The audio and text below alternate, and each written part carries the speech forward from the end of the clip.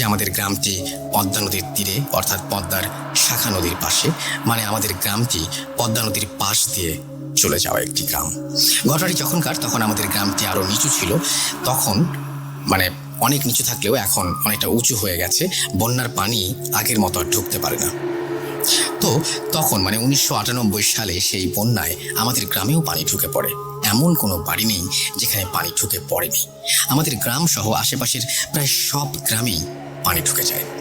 তো ঘটনাটি যে দাদির সাথে ঘটে, তিনি ছিলেন একজন বিধবা নারী এবং তিনি ছিলেন বন্ধ্যা। তার মানে তার কোনো সন্তান ছিল না। আর ওনার বয়স ছিল প্রায় 65 থেকে 70 বছর। তিনি তার খাবারের চাহিদা মেটাতে বিভিন্ন এলাকায় ঘুরে ঘুরে সাহায্য চাইতেন এবং দিন শেষে যা পেতেন তা দিয়ে বাজার করতেন। এবং পাশেই বিশাল বিশাল আমের গাছ ছিল, মাঠের পর মাঠ বিস্তৃত গাছ, এক পাশ থেকে আর এক পাশ দেখা যেত না। এখন সেই বাগানের কিছু অংশ আছে, সেখান থেকে তিনি লাকড়ি সংগ্রহ করতেন এবং রাতে রান্না করতেন। আবার পরের দিন সেম কাহিনী। এভাবেই চলতে থাকে তার জীবন। তো সেই ভয়াবহ বন্যা গ্রামে ঢোকার পর তিনি তার বাড়ি থেকে বের হতে পারতেন না এবং তিনি তখন থেকে প্রায় না খেয়েই থাকতেন। গ্রামের কোনো মানুষ বা পৌরসভার পক্ষ থেকে কিছু আসলে তাই খেত। এভাবে প্রায় অনেক দিন কেটে যায়। সেই বৃদ্ধার ঘর থেকে কোনো সারা শব্দ আসে না। তাই কয়েকজন মিলে ওনার বাড়িতে গিয়ে দেখে ঘরে কেউ নেই এবং ঘরের ভেতর থেকে অনেক পচা গন্ধ আসছে। আর ওনার বাড়ি একটু নিচু হওয়ায় ওনার বাড়ির ভেতরে পানি উঠে গিয়েছিল। সবাই বৃদ্ধাকে না পেয়ে মনে করেন হয়তো বৃদ্ধা খাবারের জন্য অন্য কোথাও গেছেন। বিষয়টি সবাই স্বাভাবিকভাবেই নেন। আসলে বৃদ্ধাটি অনেক দিন না খেয়ে থাকতে থাকতে অনেক দুর্বল হয়ে পড়েন এবং উনি ঘর থেকে বের হতে না পারায় এক সময় মারা যান। ওনার মৃত্যুর ঘটনাটা আমরা পরে জানতে পারি, আপনারাও জানতে পারবেন। এভাবে অনেকটা সময় কেটে যায়। তখন বন্যার পানিও শুকিয়ে যায়। অনেক দিন পর তখনকার সময়ে একটা পাগল ছিল আমাদের গ্রামে। ওর নাম ছিল ঝাড়ু পাগল। তিনি প্রায়ই বলতেন এই দাদি আনেরার সাথে নাকি তার মাঝে মাঝে দেখা হয়। দাদি নাকি তাকে বলে, তোরা সবাই মরবি, কাউকে শান্তিতে থাকতে দেব না। সবাই পাগলের পাগলামি মনে করে হেসে উড়িয়ে দেয়। তো একদিন হয় কি, তখন যারই সন্তান সম্ভবা হন যিনি, তারই সন্তান কোনো না কোনোভাবে মানে মিসক্যারেজ হয়ে যায় আর কি। একদিন এক অন্তঃসত্ত্বা নারী রাতে বাড়ি থেকে বের হয়। বাড়ির একটু দূরেই বাথরুম, সেই কারণেই বের হন তিনি। এবং সেদিন তার স্বামীকে অনেক ডাকাডাকি করেন তিনি। তারপর স্বামী ওঠেন না এবং তিনি একাই বাথরুমের উদ্দেশ্যে রওনা হন। এবং হঠাৎ করেই তিনি দেখেন যে চারিদিকে শব্দ টব্দ সবকিছু বন্ধ, নিস্তব্ধ একটা পরিবেশ। কিছুক্ষণ পর টয়লেটের ভেতর থেকে তিনি শুনতে পান দূর থেকে কেউ আসছে, পাতার উপর খসখস শব্দ। তিনি একটু ভালো করে লক্ষ্য করে দেখেন যে কোন এক বৃদ্ধা মহিলা তার দিকে এগিয়ে আসছে। কাছে আসতেই তিনি টয়লেটের ভেতর থেকে দেখতে পান যে ওইটি একটি বৃদ্ধা মহিলা, যিনি 2 মাস আগে হারিয়ে গেছেন বা তার কোনো সন্ধান পাওয়া যায়নি বা তিনি মারা গেছেন। তারপর ওই দাদি ওনার টয়লেটের দরজায় খুব জোরে জোরে ধাক্কাতে শুরু করেন। উনি দরজার কোনো একটা ছিদ্র ছিল যেখান দিয়ে তিনি দেখতে পান এবং দরজা ধাক্কা ছিল এবং তিনি বলেন যে তার খুব ক্ষুধা লেগেছে এবং তিনি তার বাচ্চাকে খেতে চান। অনেক দিন নাকি তিনি কিছু খাননি। এটা শুনে সে অন্তঃসত্ত্বা নারী অজ্ঞান হয়ে যান। এদিকে তার স্বামী তাকে বিছানায় না পেয়ে খুঁজতে গিয়ে দেখেন তার স্ত্রী টয়লেটের ভেতরে পড়ে আছেন। তারপর হয়তো ভয় পেয়ে বা অন্য কোনো কারণে তার বাচ্চা সত্যি সত্যিই মিসক্যারেজ হয়ে যায়। এভাবে প্রায় 2 বছর গ্রামের কোনো মানুষের বাচ্চা হয়নি। যেই নারী অন্তঃসত্ত্বা হতো, কোনো না কোনোভাবে সে ক্ষতিগ্রস্ত হতো, বুড়িকে দেখতে পেত, এরকম একটা ব্যাপার ঘটতো তার সাথে। এটা যদি একজনের হতো তাহলে ব্যাপারটা হয়তো স্বাভাবিক একটা ঘটনা মনে হতো বা একটা বিচ্ছিন্ন ঘটনা মনে হতো। যখন গ্রামের সব মানুষ দেখলো এবং সেটা যখন একজনের সীমাবদ্ধ থাকলো না, সব অন্তঃসত্ত্বা নারী যখন সেই বৃদ্ধাকে দেখতে পায় এবং বাচ্চা নষ্ট হয়ে যায়, তখন কিন্তু সত্যিই সেটা একটি ঘটনা। তাই গ্রামের বিভিন্ন মানুষ মিলে কবিরাজের কাছে যায়। একজন কবিরাজ আমাদের গ্রামে এসে বলে গ্রামে কোনো বদ জিনের নজর পড়েছে। তারপর তিনি গ্রামটিকে বন্ধ করে দেন। তারপর প্রায় 2 বছর 5-6 মাস আর কোনো সমস্যা হয়নি। ঠিক এতদিন পর এই সময়ে যাদের বাচ্চা জন্ম নিয়েছিল তারা সবাই ঠিকঠাক মতো তাদের বাচ্চা প্রসব করতে পেরেছেন। তখন আমার নিজের বড় চাচির এক মেয়ে সন্তান হয়। তো ওনারা অনেকদিন পর বাচ্চা পেয়ে অনেক খুশি। একদিন চাচি দুপুরবেলা রান্না বান্না করে ঘরের বিভিন্ন কাজ করতে করতে সন্তানকে শুইয়ে রেখে বাইরে যান। বাইরে থেকে হঠাৎ তিনি তার বাচ্চার কান্নার শব্দ শুনতে পান। দৌড়ে এসে দেখেন তার বাচ্চার পেটের মাংস কেউ যেন ছিঁড়ে খেয়ে চলে গেছে, আর পেট থেকে প্রচুর রক্ত বের হচ্ছে, আর বাচ্চার নাড়ি ভুড়ি সব চারিদিকে ছড়িয়ে ছিটিয়ে আছে। কয়েক মিনিটের মধ্যে বাচ্চাটি মারা যায়। আমার বড় ভাইও সেখানে ছিল। চারিদিকে কি কষ্টের পরিবেশ তৈরি হয়েছিল তখন এটা বোঝানো যাবে না। অনেকদিন পর আমাদের পরিবারে একটা সন্তান আসে, কিন্তু সে মারা গেল। এইভাবে মারা গেল। এই ঘটনা কেন ঘটলো কেউ বুঝে উঠতে পারে না। এইভাবে আরো কয়েকটা বাচ্চার নির্মম মৃত্যু হয়। শেষ যে বাচ্চাটা মারা যায় তিনি আমার সম্পর্কে প্রতিবেশী চাচি হন, তার বাচ্চা। তিনি ঘটনার দিন বাইরে থেকে ঘরে ঢুকতেই দেখেন তার বাচ্চাটিকে ওই বৃদ্ধা মহিলা তার মাথা বাচ্চার পেটের মধ্যে ঢুকিয়ে দিয়ে কামড়ানোর মতো করে কিছু একটা খাচ্ছে। এই ঘটনা দেখে তিনি অনেক জোরে জোরে চিৎকার করেন। আশেপাশের মানুষজন কি হলো ব্যাপারটা দেখতে আসে, আর ওই চাচি ওনাদের সব খুলে বলেন। তখন গ্রামবাসী ভাবে বৃদ্ধা মহিলা হয়তো এখনো বেঁচে আছে এবং তিনি এই কাজগুলো করছেন। তারপর গ্রামে একটা মিটিং ডাকা হয়। সেই মহিলাকে ধরতে হবে, অর্থাৎ সেই বৃদ্ধাকে ধরতে হবে। 10-15 জনকে দায়িত্ব দেওয়া হয় এবং আমাদের চেয়ারম্যান চাচা আক্কাস আলীর বাড়িতে একটা মিটিং ডাকা হয়। যাতে ছোট ছোট বাচ্চা আছে তাদেরকেও সেই মিটিংয়ে ডাকা হয় এবং যারা সন্তান সম্ভব তাদেরকেও ডাকা হয়। আর এই সব ঘটনার জন্য গ্রামের ছোট থেকে বড় সবাই আতঙ্কিত ছিল। তাই ওই সব মহিলা তাদের সন্তান সহ আক্কাস সাহেবের বাড়িতে থাকে, আর সবাইকে বলা হয় কেউ যেন রাতে না ঘুমায়। আর এদিকে 10 থেকে 15 জন ওই বাড়ির চারপাশে বিভিন্ন ঝোপ ঝাড়ে কেউ বা গাছের ডালে বসে থাকে। তারা 9টা-10টা পর্যন্ত পাহারা দিতে থাকে। রাত যখন ঠিক 12টা 30 তখন কয়েকজন দেখে দূর থেকে কেউ মাজা পাখা করে আসছে, ঠিক ওই মহিলার মতো। তারা আগেই বলে রেখেছিল কেউ যদি কোকিলের ডাক দেয় তাহলে যেন সবাই সেটা লক্ষ্য করে। তখন তাদের মধ্যে একজন কোকিলের ডাক দেয়, তখন সবাই চলে আসে এবং সবাই একই জিনিস দেখে। তারা দেখে ওই বৃদ্ধাটি ওই বাড়িটির দিকে যাচ্ছে। হঠাৎ কেন যেন সবাই একসাথে একই ঘটনা দেখতে দেখতে ঘুমিয়ে পড়ে। তারা সবাই কেন যেন একসাথে ঘুমিয়ে যায় এবং কেন ঘুমিয়ে যায় এই ব্যাখ্যা পাওয়া যায়নি। আপনাদের কাছে কোনো ব্যাখ্যা থাকলে আপনারা বলবেন। হঠাৎ ওই বাড়ির সব মহিলা দেখে তাদের মধ্যে একজনের বাচ্চার উপর কেউ বসে আছে এবং তখন তারা চিৎকার শুরু করে এবং অবয়বটি চলে যায়। তখন তারা সবাই দেখে যে বাচ্চাটির কোনো ক্ষতি হয়নি। তারপর এসব ঘটনার পর অনেকে আমাদের এই গ্রাম থেকে অন্য গ্রামে বা অন্য জায়গায় চলে যায়। আর যাদের ওপর দায়িত্ব ছিল যে 15 জন, তাদের ওপর গ্রামের মোড়লরা খেপে যায়। বলে তোমরা থাকতে কিভাবে ওই বুড়িটি আবার বাচ্চার উপরে হামলা করে। তারপর 15 জনকে বলে আমাদের আর একদিনও সময় নষ্ট করা যাবে না, ওই বুড়িকে ধরতেই হবে। সেই দিন রাতে তারা আবার পাহারা দেয় চেয়ারম্যান সাহেবের বাড়ি। সেই রাতে তারা দেখে আগের দিনের মতো ওই বুড়িটা আবার চেয়ারম্যান সাহেবের বাড়ির থেকে আসছে। তখন তারা চারিদিক থেকে তাকে ঘিরে ফেলে। তখন সেই বুড়িটি একটা বিকট আওয়াজ করে হাওয়ায় মিলিয়ে যায়। সকালে রাতের এসব ঘটনা সবাইকে বলা হয় এবং যিনি রাতে এসেছিল সে কখনোই মানুষ হতে পারে না, এটা তারা ধারণা করে, কারণ মানুষ হলে আমাদের ভেতর থেকে পালিয়ে যেতে পারতো না। তখন গ্রামবাসী আবার একটা মিটিং ডাকে। এতে সিদ্ধান্ত হয় আবার কোনো হুজুরকে ডেকে এর সমাধান নিতে হবে, না হলে এই গ্রাম ত্যাগ করতে হবে। ঠিক তখনই একজন বয়স্ক ভিক্ষুকের মতো নোংরা পোশাক পরে আছে এমন একজন কেউ তাদের ওখানে আসেন। তিনি বলেন আমি এর সমাধান দিতে পারবো, তবে একটা শর্তে। আমাকে একটি অল্প বয়স্ক মেয়ে দিতে হবে, যেই মেয়েটির শরীরে আমি তাকে হাজির করব। তো সবাই ভাবে ঠিক আছে আপনি ব্যবস্থা করেন, আমরা অল্প বয়স অর্থাৎ টিনেজার একজন লাগবে এবং সেই টিনেজ একজনকে তার শরীরেই নাকি সেই বৃদ্ধাকে হাজির করা হবে। এই লোকটি কিন্তু গ্রামের কেউ চেনে না।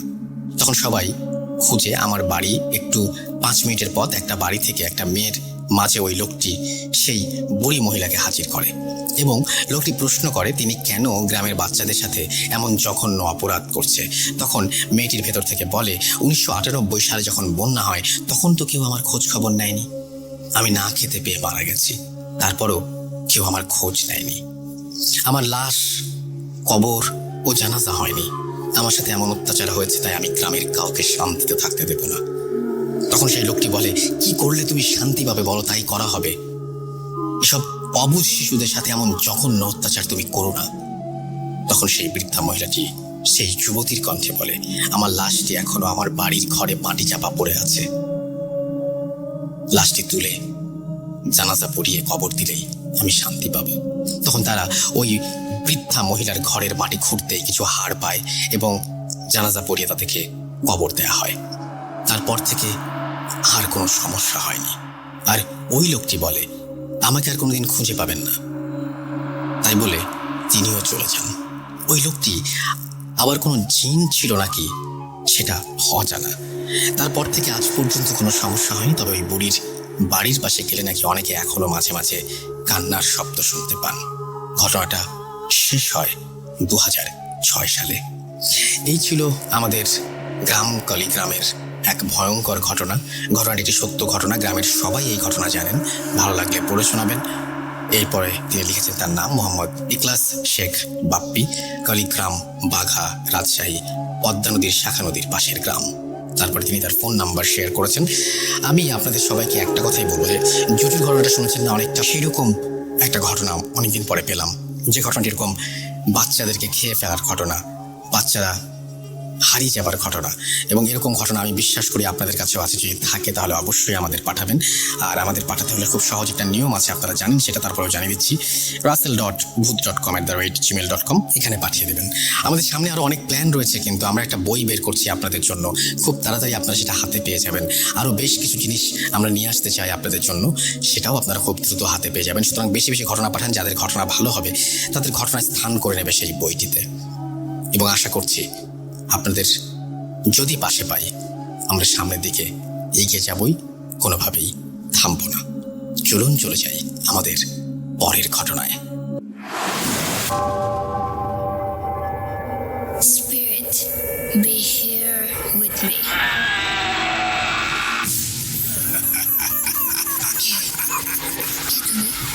Booth.com. The fear returns with Russell.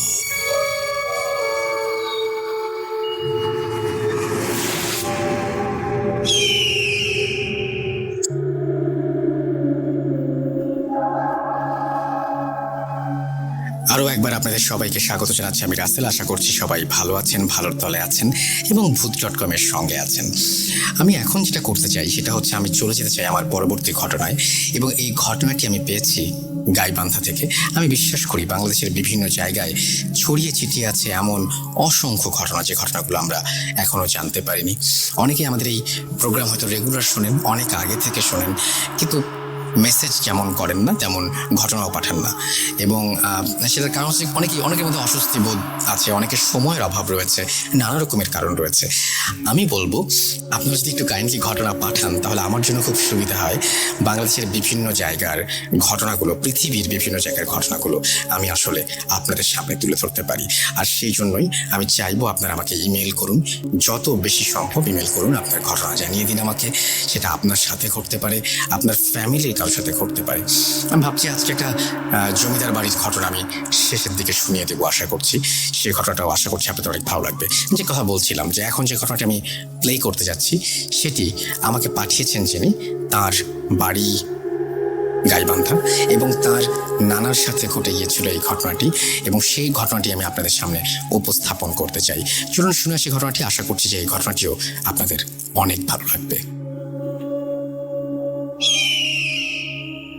Hello Rasel ভাই, জিজ্ঞেস করলাম না আপনি কেমন আছেন, কারণ আপনি বরাবরই ভালো তলে থাকেন। আমি ভূত এফএম এর বিরাট বড় একজন ফ্যান ছিলাম। তো ভূত এফএম বন্ধ হয়ে যাওয়ার পর খুব খারাপ লাগছিল। আপনি আবার আমাদের মাঝে Booth.com এ হাজির হয়েছেন, তো বিষয়টা অনেক ভালো লেগেছে। শুধু আমার না, যারা ভূত এফএম এর ফ্যান ছিল সকলেরই অনেক ভালো লেগেছে।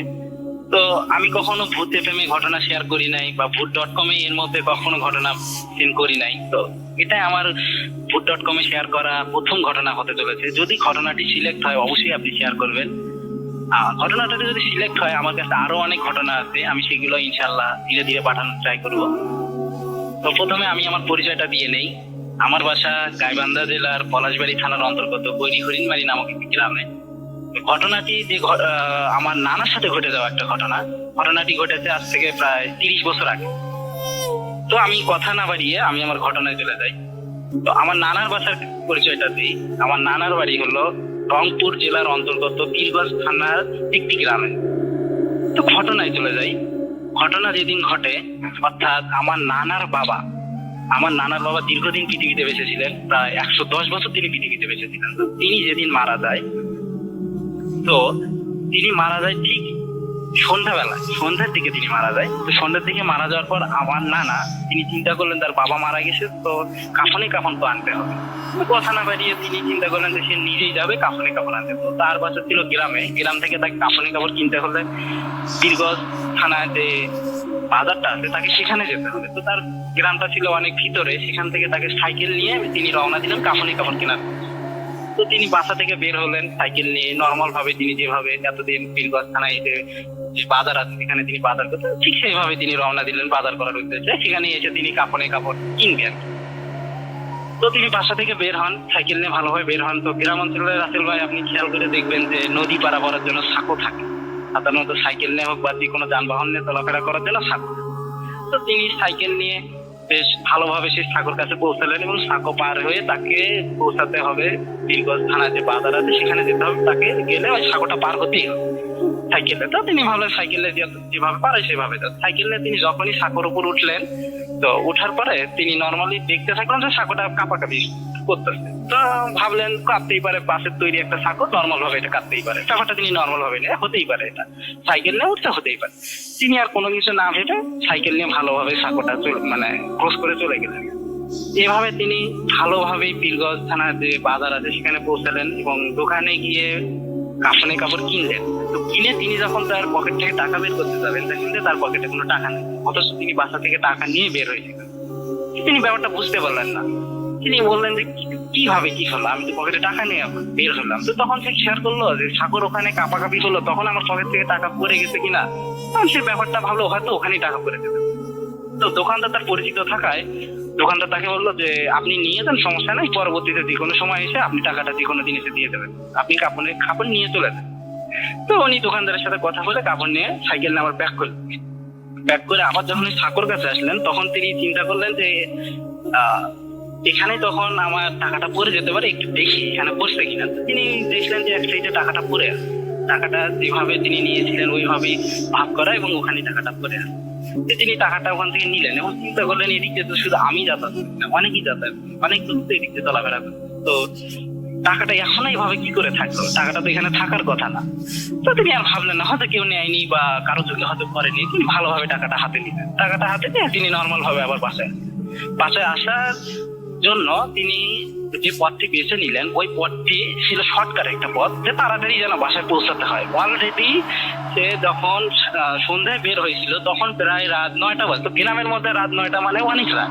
অলরেডি কাপড় কিনে নিয়ে তিনি যখন ব্যাক করতেছিলেন, বেরোতে 9টা বেজে গেছে। তার একটু আছে প্রায় 1 কিলোমিটার গেলেই তার বাসা। তো সেখানে 3 রাস্তার একটা মোড় আছে, 3 রাস্তার মোড়ে একটা বিরাট বড় বট গাছ। আসল ঘটনাটা ঘটে এখানে। তিনি যখন বট গাছের নিচে আছে, হঠাৎ মনে হলো তার সাইকেলটা কেউ আটকায়, সাইকেলটা কেউ দাঁড় করেছে, যে সাইকেলটা সে পেডাল দিচ্ছে কিন্তু সাইকেলের আগে যাচ্ছে না। তো সেখানে এসে তার থেমে গেল। থেমে যাওয়ার পরে থেমে গেছে বলতে কি তার অনুভব হচ্ছে যে সাইকেলটা কেউ আটকাইছে, সে পেডাল করতেছে কিন্তু সাইকেল আর আগে যাচ্ছে না। ধীরে ধীরে সে খেয়াল করলো যে তার শরীরের উপর তার আর কোনো কন্ট্রোল শক্তি নাই, সে পেডালও করতে পারতেছে না, প্লাস সাইকেলটা এগিয়ে নিয়ে সেটা তো সম্ভবই হচ্ছে না। তো হঠাৎ সে লক্ষ্য করলো যে সাইকেল সহ তার দেহটা, তিনি নিজে সাইকেলের উপর বসে আছেন, সাইকেলটা সহ এবং তিনি নিজে উপরে উঠে যাচ্ছেন, মাটি থেকে অনেক উপরে উঠে যাচ্ছেন। ধীরে ধীরে তিনি বিষয়টা খেয়াল করতে থাকলেন যে তিনি বট গাছের একটা ডালের উপর ধীরে ধীরে উঠে গেলেন মাটি থেকে অটোমেটিক। তিনি বুঝতে পারলেন না তার সাথে কি করতেছে, যে এটা কি করে সম্ভব, এটা কি করে হতে পারে, যে কেউ নাই এখানে, কাউকে আমি দেখতেছি না, আমি কি করে উঠে যাচ্ছি। তো তিনি হঠাৎই নিজেকে দেখতে পেলেন যে মাটি থেকে তিনি বট গাছের উপরে অলরেডি উঠে গেছেন। হয়তো তার তিনি চিল্লাবেন না কি করবেন এটা তার মনে আসতেছিল, তার আর কোনো শক্তি পাচ্ছিল না, সে তার নিজের দেহকে কন্ট্রোল করবে এই শক্তিটা নাই, প্লাস সাইকেলের উপরে সে অলরেডি বসে আছে। এইরকম অবস্থাতেই সে বটগাছের একটা ডালার উপরে উঠে গেছে। তো তখন সে মনে মনে ভাবতে থাকলো যে আমি নিজেকে তো বাঁচাতে হবে, এইভাবে তো আমি কি হবে, এখানে কি করতে চলেছে আমার সাথে, আমি তো কিছু বুঝতে পারছি। তখন সে মনে মনে যতটুকু পারে যে দোয়া করতে পারে তিনি মনে মনে সব উচ্চারণ করতে থাকলেন বা যতটুকু পারে পড়তেছিলেন। তো হঠাৎ পড়তে পড়তে তিনি খেয়াল করলেন যে তার শরীরে আবার শক্তি ফিরে আসছে। তিনি যে নর্মাল ভাবে ছিলেন সেই নর্মাল ভাবে তার শরীরে শক্তি ফিরে আসতেছে প্লাস স্বাভাবিক হচ্ছে। তো স্বাভাবিক হতে হতে হঠাৎ করে তিনি বটগাছ থেকে নিচে পড়ে যান, একদম সাইকেল সহ তিনি বটগাছ যে ডাল ছিলেন ওখান থেকে নিচে পড়ে যান। সাইকেলটা একদিকে পড়ে যায়, তিনি আরেকদিকে পড়ে যান। সাইকেলটা পড়ে যায় সঙ্গে সঙ্গে ভেঙে যায়, প্লাস তার এক পা এক সাইড হয়ে তিনি পড়ে যায়। এক কাঁধ হয়ে পড়ে যাওয়ার ফলে তার এক হাত তার শরীরের নিচে পড়াতে সে হাতটা ভেঙে যায়, তারপর যে পাশ হয়ে পড়ে ওই পাটা ভেঙে যায়। তো তিনি আর ওখান থেকে উঠে দাঁড়ার মতো তার আর কোনো শক্তি ছিল না। তো ওখানে তিনি চিল্লাচিল্লি করেন। তো ওখানে বটগাছের সাথে একটা বাসা ছিল একটু দূরে, সেখান থেকে লোকটা চিল্লাচিল্লি শুনে চলে আসার পরে তাকে উদ্ধার করে তাকে বাসা পর্যন্ত নিয়ে যায়। তো রাসেল ভাই এই ছিল ঘটনা। তারপর সেখান থেকে তাকে নিয়ে যাওয়ার পরে তিনি বাসায় ভালোভাবে যান। তাকে ঘটনা সব এই লোকটাকে বলেন যে এই ঘটনা। লোকটা বলে যে এখানে অনেকের সাথে অনেক ঘটনাই ঘটে থাকে, ব্যাপারটা সেটা কঠিন কিছু না, এটা নর্মাল ভাবে তিনি তাকে বোঝালেন, তাকে সান্ত্বনা দেওয়ার চেষ্টা করলেন। তো তাই ওই লোকটা কি তাকে আমার নানাকে ধরে ভালোভাবে বাসায় নিয়ে গেলেন। রাসেল ভাই এই ছিল মূল ঘটনা, যেটা আমি বলতে চাচ্ছিলাম। আজকের মতো এই ঘটনাটা আমি শেয়ার করতে চাচ্ছি। যদি ঘটনাটি আমার সিলেক্ট হয় বা প্রচার করার মতো হয় তো ঘটনাটি প্রচার করবেন। পরবর্তীতে আমার কাছে আরো অনেক ঘটনা আছে, ঘটনাটি যদি সিলেক্ট হয় ইনশাল্লাহ আমি আমার ঘটনাগুলো কাছে আছে, এই ঘটনাগুলো ধীরে ধীরে আপনার সাথে শেয়ার করব। আমি আর কথা না বাড়াই, রাসেল ভাই food.com দীর্ঘজীবী হোক। একটা ভালো প্রোগ্রাম যা আমাদেরকে এই করোনার মতো একটা সময়ের মধ্যেও আমাদের মাঝে কিছুটা সময় হলো ভালো বিনোদন দিয়ে থাকে, বা ঘটনাগুলো শুনি আমাদের ভালো লাগে। রাসেল ভাই আমি চাই food.com দীর্ঘজীবী হোক, এভাবেই আপনি আমাদের পাশে থাকেন, ভালো থাকেন, খোদা হাফেজ।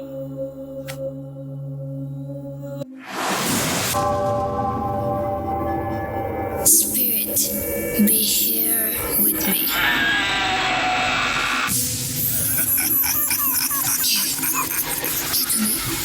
Voot.com. The fear returns with Russell.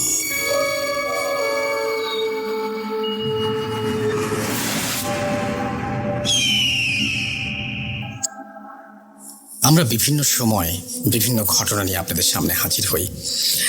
Black magic যারা করে তাদেরকে কেমন মানুষ মনে হয়? আজকের আমাদের ফেসবুকে যে পোস্ট আছে সেই পোস্টের নিচে আপনারা জানিয়ে দিন সেটা। এবং সেই সাথে আমরা সবাই মিলে একটা শপথও করতে পারি যে আমরা কোনোদিন এই ধরনের খারাপ কোনো কাজ কখনো করব না, এইরকম ধরনের খারাপ কাজ করে অন্যকে ক্ষতিগ্রস্ত করব না।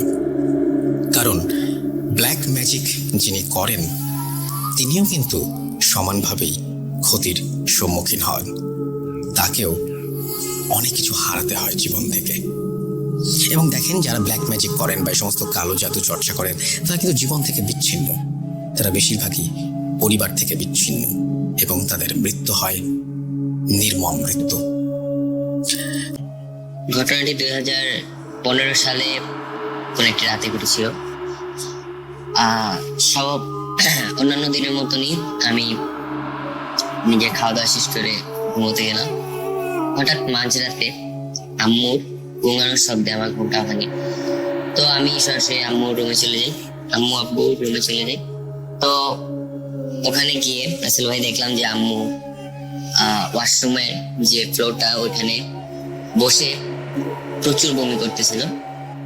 তারপর অবস্থা অবনতি দেখে আব্বু আম্মুকে নিয়ে সরাসরি ডাক্তারের কাছে চলে যায় তৎক্ষণিক। তো আম্মুর সমস্যাটা বেসিক্যালি ছিল, আম্মু যেটা বললো যে মাথা ঘোরাচ্ছিল হঠাৎ করে, মানে একদম সুস্থ ছিল আমরা সবাই একসাথে রাতে টের পেলাম, একদম আম্মু ঘুমোতে গেল। ঠিক ফজরের আগ দিয়ে ঘটনা, আম্মু নামাজ পড়ার জন্য উঠেছিল, হঠাৎ করে আম্মুর মাথা একটা ঘুরান দেয়। তো মাথা ঘুরে আম্মু ফ্লোরে পড়ে যায়। ফ্লোরে পড়ে আম্মু কোন রকমে বাথরুমের কাছে গিয়ে প্রচন্ড বমি করতে থাকে। আর আম্মু বললো যে প্রচন্ড পেটে ব্যথা ছিল আর বমি ছিল, মাথা ঘুরছিল। তো ডাক্তারের কাছে নিয়ে যাওয়া হলো, ডাক্তার হসপিটালাইজড করার জন্য বলছিল। তো আমাদের বাসায় অন্য আর কোনো মহিলা মেম্বার ছিল না যে হসপিটালে দেখাশোনা করার জন্য। আমি আমার ভাইয়ের ছিলাম আর আব্বু ছিল। তো আব্বু তো অফিসিয়াল কাজে থাকা লাগে, তো আমি আর ভাইয়ের আম্মুকে একা হসপিটালে দেখা সম্ভব না। তো আমরা বললাম যে পাশের বাসায় আন্টি আছে, সেজন্য বললাম যে আম্মুকে বাসায় স্যালাইন লাগিয়ে দিতে। তো ডাক্তার এসে স্যালাইন লাগিয়ে দিলেন বাসায়। তো তো এর মাঝে বলে রাখি রাসেল ভাই, হাসপাতালে যাওয়ার সময় আম্মুকে অনেকগুলো টেস্ট করা হয়েছিল। হাসপাতালে যাওয়ার পর আম্মুকে অনেকগুলো টেস্ট করা হয়েছিল। তো অনেকগুলো টেস্ট করানোর পর কোনো কিছু ধরা পড়েনি। তো ডাক্তার বললেন যে স্যালাইনটা চলুক, আর যদি কোনো সমস্যা হয় তাহলে যেহেতু হাসপাতাল থেকে আমাদের বাসাটা খুব কাছাকাছি ছিল, 5 মিনিটের দূরত্ব ছিল, সেজন্য ডাক্তার বললেন যে কোনো সমস্যা হলে যেন আমরা হাসপাতালে যোগাযোগ করে বানিয়ে। তো বিকালের দিকে না রাসেল ভাই, দুপুরের দিকে মানে স্যালাইনটা সকালে এসে লাগিয়ে দিয়ে যায় ডাক্তার। সারা রাত হাসপাতালে ছিল এবং সকালের দিকে আম্মুকে বাসায় নিয়ে আসা হয়, স্যালাইন লাগিয়ে দেওয়া হয়। 11টা কি 11:30টার দিকে আম্মুর প্রচন্ড কাঁপুনি দিয়ে জ্বর আসতেছিল। তো গরমের দিনে রাসেল ভাই আম্মু কম্বল গায়ে দিয়ে শুয়েছিল এবং হঠাৎ আম্মুর মুখ, শরীর সবকিছু কালো হয়ে আসতেছিল। তো এটা দেখে আমরা সাথে সাথে ডাক্তারকে ফোন করি। ডাক্তার বলে স্যালাইনটা খুলে দিতে, আর যদি বেশি সমস্যা হয় তাহলে হাসপাতালে নিয়ে আসার জন্য। তো আমরা হাত পা মালিশ করে দিচ্ছিলাম, শরীর ঠান্ডা হয়ে আসছিল। তো সেই জন্য জ্বরটা তখন অনেকটা ছেড়ে দিয়েছিল, কিন্তু শরীর প্রচন্ড ঠান্ডা হয়ে গেছিল হঠাৎ করে। তো হাত পা মালিশ করে দিচ্ছিলাম রাসেল ভাই, তখন হঠাৎ আম্মু বললেন যে, আমাকে ইশারায় বললেন যে আমাদের পাশাপাশি একজন আমাদের মসজিদের ইমাম রয়েছেন, তো ওনাকে ডাকো। তো আমি গেলাম, হুজুরের কাছে গেলাম, হুজুরকে বললাম সবকিছু। হুজুর বললেন যে আসরের নামাজের পরে হুজুর আসবে। তো যথারীতি হুজুর আসলেন আমাদের পর। আসার পর হুজুর এসে বাসায় যখন আসলেন, আসার পর একটা দীর্ঘ নিঃশ্বাস ছাড়লেন। তারপর হুজুর আম্মুকে দেখলেন, দেখে একটা বোতলে পানি পড়া দিলেন, একটা তাবিজ দিলেন, আর বললেন যে পানি পড়াটা যখন খাবে, পানিটা হুজুরের যে পানিটা দিয়েছেন সেটা যখন খাবে, সে পানিটা খাওয়ার মানে একটা নির্দিষ্ট টাইমে পানিটা খেতে হবে। ধরেন যদি 4টার দিকে খাওয়া হয়, ঠিক 2 ঘন্টা পর, মানে যখনই খাবে ঠিক 2 ঘন্টা পরেই পানিটা খেতে হবে, 1 মিনিটও লেট করা যাবে না, এবং তাবিজটা সাথে রাখতে হবে। আর হুজুর বলছিলেন যে 3 দিনের মধ্যে ঠিক হয়ে যাবে, 3 দিন পরে আম্মু যেন হুজুরের সাথে দেখা করে। তো এরকমই ওষুধ, তারপরে হুজুরের পানি একসাথে চলছিল সবকিছু। তো আল্লাহর রহমতে 3 দিনের ভিতরে আম্মু সম্পূর্ণ সুস্থ হয়ে যায়। তো আম্মু হুজুরের কাছে আবার যান। তো যাওয়ার পর হুজুর বললেন যে কিছুদিন আগে তোমাদের এই ফ্যামিলির একজন তোমাদের বাসায় আসছিল। তো বললে রাখি রাসেল ভাই যে আমাদের ফ্যামিলিতে আম্মু অসুস্থ হওয়ার আগের দিন আমাদের ফ্যামিলিরই একজন মেম্বার, আমি তার নাম উল্লেখ করছি না, সে আমাদের বাসায় এসেছিল। আসার পর আমাদেরকে দেখে শুনে মানে আমাদের সাথে আসে। আসার পর যেহেতু আমাদের আত্মীয়র মধ্যে, তো আসেন, আসার পর আড্ডা দেন, তারপর চলে যান নর্মালি একদম। হুজুর বলেন উনি যখন আসছিল, ওনার সাথে উনি কি বলবো রাসেল ভাই, আসলে এটা বলতে আমার গাটা কাটা দিয়ে উঠে রাসেল ভাই, উনি নাকি কবর থেকে মাটি, মানে শুদ্ধ দাফন করা কবর থেকে মাটি, উনি উলঙ্গ অবস্থায় ওই মাটিটা আনে এবং ওটা দিয়ে নানা রকম রিসোর্সের মাধ্যমে ব্ল্যাক ম্যাজিক করায়। আর ব্ল্যাক ম্যাজিক যার মাধ্যমে করায় সেটা হচ্ছে আসামের এক তান্ত্রিকের মাধ্যমে করায়, এবং এটা এমন ভাবে করায় যে ঠিক সময় মানে 2 ঘন্টা পর পর আম্মুর অবস্থা আরো অবনতি হবে। তো হুজুর বলে যে এতক্ষণে আম্মুর মানে যদি হুজুর যখন বলেন যে হুজুর যখন দেখতে গিয়েছিলেন তখন এতক্ষণে আম্মুর মরে যাওয়ার কথা, কিন্তু একমাত্র আল্লাহ তাআলা, কারণ ভাই রাসেল ভাই আমরা সবাই জানি যে বাচ্চা মরা সবাই আল্লাহর হাতে। আর হুজুর যেটা বললেন যে যেই তাবিজটা করা হয়েছে, যে ব্ল্যাক ম্যাজিকটা করা হয়েছে, ততক্ষণে আম্মুর মরে যাওয়ার কথা, কিন্তু আম্মু 5 ওয়াক্ত নামাজ পড়তো, সবসময় কোরআন তেলাওয়াত করতো, সেজন্য আল্লাহ অশেষ রহমতে আম্মু এখন পর্যন্ত শত কষ্ট সহ্য করার পরও টিকে রয়েছেন। এবং হুজুর বললেন যে এটা ভাঙা হুজুর পক্ষে অনেক কষ্টকর ছিল হুজুর।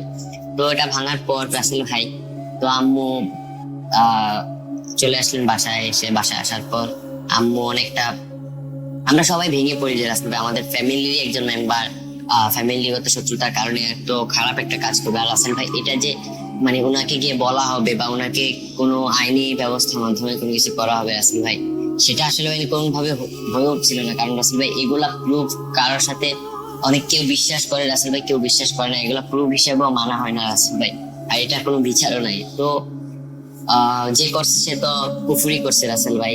আমরা তো রাসেল ভাই এটা ইসলামিক মাইন্ডে, ইসলামিক শরীয়তের মধ্যে থেকে সেটা ফেস করতে হইতেছে, সেটাকে প্রতিরোধ করতে হইতেছে রাসেল ভাই। তো উনি এখন পর্যন্ত উনি সেই করেই যাচ্ছে রাসেল ভাই, আর আমরা অসহায়ের মতো শুধু রাসেল ভাই সেটাকে সাফার করে দিতেছি রাসেল ভাই। এখনো আমাদের বাসায় অনেক অবিশ্বাস্যকর ঘটনা ঘটে, ফ্যামিলি মেম্বারের মধ্যে পরিবর্তন হঠাৎ করে চলে আসে, সবাই হঠাৎ করে রাগান্বিত হয়ে যায় একজন আরেকজনের উপর। তো রাসেল ভাই একটা মানুষের কতটা বিকৃত মস্তিষ্ক হলে একটা মানুষ আর একটা মানুষের উপর এই ধরনের আচরণ করতে পারে ভাই। আসলে রাসেল ভাই এটা আমার বোধগম্য আসে না যে কিভাবে মানুষ এটা করে। আর রাসেল ভাই যারা সাফার করে তারাই বুঝতে পারে যে ভাই এটা আসলে কতটা কষ্টকর, কতটা কষ্টদায়ক। রাসেল ভাই এমন একটা মাস নয় যে রাসেল ভাই যেটা আমাদের ফ্যামিলিতে ব্ল্যাক মিউজিক করার পরে কোনো একটা প্রভাব পড়ে না। হয়তো ফ্যামিলি মেম্বারদের মধ্যে আমরা যারা ভাই আছি, আপু আছে, আম্মু আছে, ওদের মধ্যে ঝগড়া হয় বা আমরা কথা শুনি না আমাদের বাবা মার। আমার দাদির নাম নূরজাহান বেগম। আর এটা ঘটনাটা খুবই মর্মান্তিক একটা ব্ল্যাক ম্যাজিকের ঘটনা রাসেল ভাই, যেটা আমি আমার বাবার মুখ থেকে শুনে সংগ্রহ করে আপনাকে শেয়ার করছি। খুবই মর্মাহত একটা ঘটনা। যাই হোক রাসেল ভাই, আমার আগের ঘটনাটা বলার জন্য আপনাকে অনেক ধন্যবাদ। এটা আমার দ্বিতীয় ঘটনা। তো রাসেল ভাই, এটা অনেক আগের ঘটনা। ঘটনাটা ঘটে 1952-53 সালের দিকে। তখন আমার বাবা ছোট, বাবা জন্মগ্রহণ করে। আমার বাবাদের 4 ভাই 3 বোন। পরবর্তীতে দাদা আবার বিয়ে করার কারণে আরো 2 বোন ওই ঘরে জন্মগ্রহণ করে। তো যাই হোক রাসেল ভাই, আমার ঘটনার মাধ্যমে আপনি বুঝতে পারবেন পরবর্তীতে তাদের ভাই বোনের বিষয়টা। তো আমার বাবা কলেজে ফার্স্ট ইয়ারে। তো ওই সময় হঠাৎ করে একদিন সন্ধ্যাবেলা আব্বা দাদা তখন তারা হাট করতো, হাটে হাটে যে মালামাল বিক্রি করতো। আমাদের কাপড়ের বিজনেস ছিল, এখনো আছে, এটা আমাদের পৈতৃক বিজনেস। তো সেই আমলে তো গাড়ি ঘোড়া তেমন ছিল না, গরু গাড়ি বা ঘাড়ে করেই মালামাল নিয়ে অনেক পথ, 10-15 কিলো পথ হেঁটে যে হাট করে আবার ফিরে আসতে হয়তো রাসেল ভাই। তো এরকম একটা হাটের দিনে বাসায় কেউ নাই, দাদি আর ছোট ছোট বাচ্চারা। তো হঠাৎ করে দাদি রান্না বান্না করে উঠোনের মধ্যে আসছে। আসার পরে হঠাৎ করে আর দাদিকে পাওয়া যায় না। অনেক খোঁজাখুঁজির পর 2 দিন পরে বাড়ির পাশে একটা বাঁশের ঝাড় ছিল। সেই বাঁশের ঝাড়ে কয়েকজন মানুষ দেখতে পায়, তাকে বাসায় নিয়ে আসে। তো বাসায় নিয়ে আসার পর থেকে তার প্যারানর্মাল অ্যাক্টিভিটিস শুরু হয়ে যায়। সে কোনো কথা বলতে পারে না, সে এক প্রকারে গঙ্গাগঙ্গি করে, অনেক ছটফট করে, অনেক কষ্ট হচ্ছে এরকম বোঝা যায়।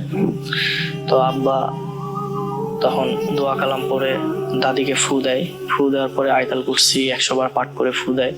তারপরে একটু ঠান্ডা হইলে আব্বা কোরআন শরীফ বাই করে দাদির বুকের উপরে নিয়ে পড়ে। যতক্ষণ কোরআন শরীফ পড়ে ততক্ষণ ভালো, কিন্তু রাত যত বেশি হতে থাকে দাদির অবস্থা আরো খারাপ হতে। দাদি কিছু বলতে পারে না, শুধু গঙ্গায়। তো আব্বা এই ইনসিডেন্টটা দেখার পরে অনেক কবিরাজের কাছে যায়। প্রায় আমাদের দিনাজপুরের উত্তরবঙ্গে যত ভালো কবিরাজ আছে, যত ভালো আলিম ওলামা আছে, সবাইকে উনি ঠকাইছে। তো একদিন একটা ভালো হুজুরকে আব্বা বাসায় আনে। তো হুজুর বাসায় এখনো ঢোকেই নাই রাসেল ভাই। দরজাতে পা দিয়ে যেই 1 পা দিচ্ছে, দেওয়ার পরে সঙ্গে সঙ্গে পাটা ঘুরত নিয়ে নিছে। উনি আর ভিতরে যায় না, কয় না এখানে অনেক বড় সমস্যা আছে, এটা আমার দ্বারা হবে না।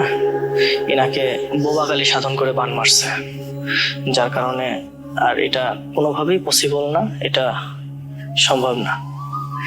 আরেকটা বিষয় রাসেল ভাই, যখন পূজা হয়, এক কথায় কালী তো হিন্দু সম্প্রদায়ের, তো যখন পূজা হয়, যে কোনো পূজা, যেমন কালী পূজা, দুর্গা পূজা, সরস্বতী পূজা, এই পূজাগুলোর সময় আমার দাদিকে বাসায় রাখা যায় না। উনি এক প্রকারে মনে করেন যে এমন একটা অবস্থা হয়, উনি আন্দাজে নাচতে থাকে, নাচতে নাচতে কাপড় খুলে চলে যায়, বাসায় রাখা যায় না। বের হতে হতে একদম পূজা মণ্ডপে যায় নাচানাচি শুরু করে। আমার আব্বা আবার কাপড় চোপড় নিয়ে যায় নানিকে পরায়, আবার কোনো রকমে ধরে বাসায় নিয়ে আসে, আবার সেই রকম রিচুয়াল করে, দোয়া কালাম পরে, বুকের উপরে কোরআন শরীফ বের করে পড়ে।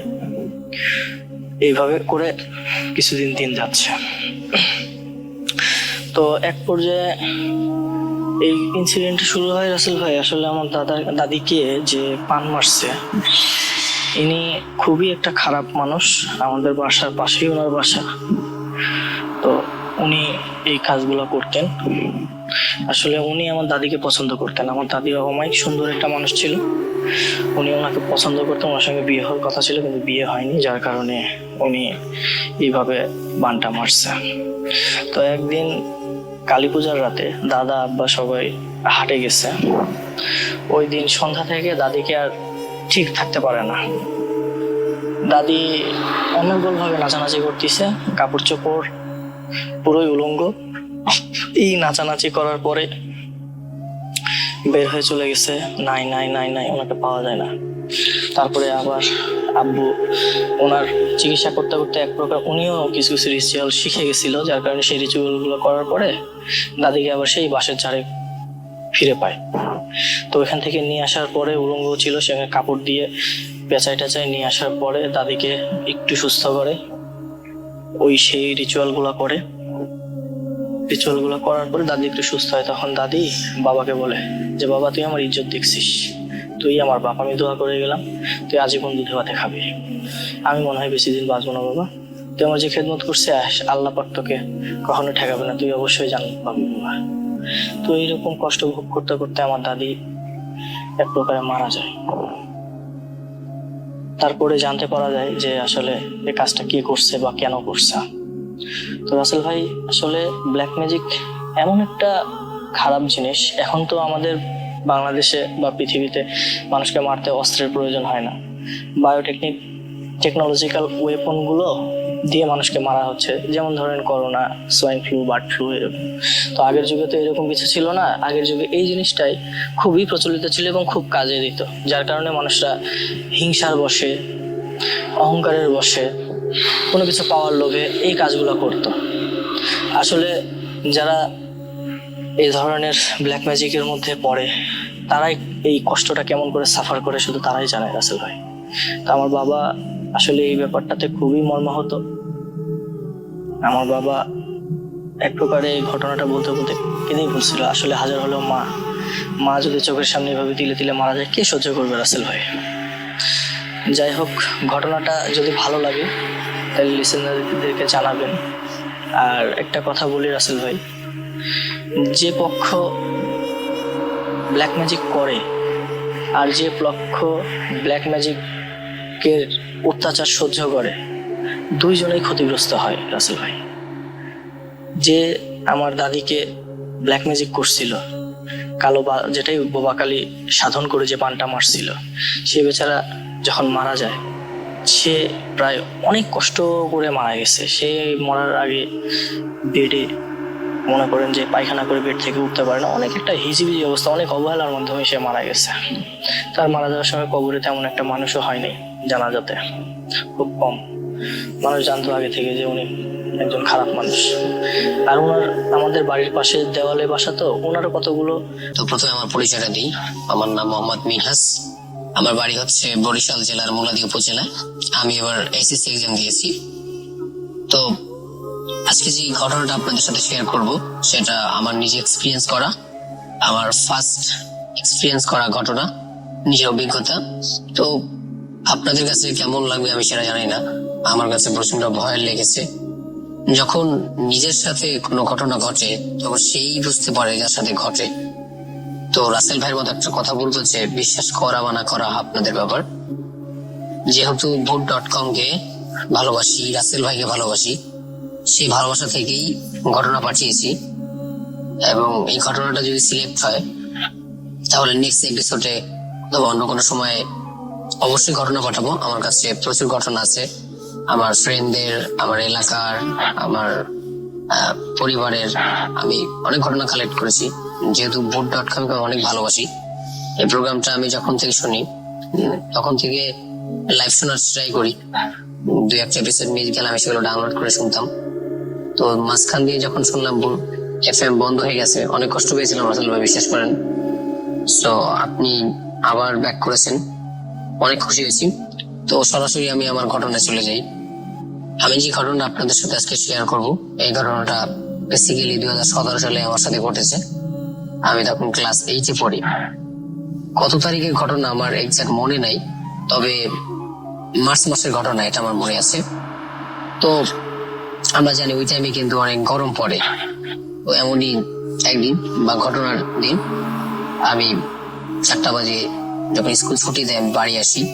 বাড়ি এসে গোসল করে খাওয়া দাওয়া শেষ করে একটু রেস্ট করি। তো তখন আমরা যেটা করতাম সেটা হলো যে, তো আমরা যখন যেহেতু জিএসসি এক্সাম দিব, তো একটু পড়াশোনার প্রেশার চাপ বেশি থাকে। তো আমাদের স্কুলে ম্যাথের টিচার একজন ছিল, যেহেতু 9, 10 ব্যাচেলর পড়ানো লাগতো। তো আমরা স্পেশাল ভাবে, আমরা ছেলেরা 5 জন, 1 থেকে 5 রোল পর্যন্ত আমরা স্যারের কাছে সন্ধ্যা থেকে মাগরিব থেকে স্যার পর্যন্ত প্রাইভেট পড়তাম। সে ঘটনার দিন পড়তে যাই। তো আমরা পড়তাছি হঠাৎ মানে অন্ধকার হয়ে যায় এবং মেঘ যাচ্ছে, বিদ্যুৎ চমকাচ্ছে, বোঝাই যাচ্ছিল যে বৃষ্টি হবে। তো স্যারও ব্যাপারটা বুঝলো এবং স্যার আমাদের বললো, তোমরা তাড়াতাড়ি বাড়ি চলে যাও, বৃষ্টি নামবে মনে হয়।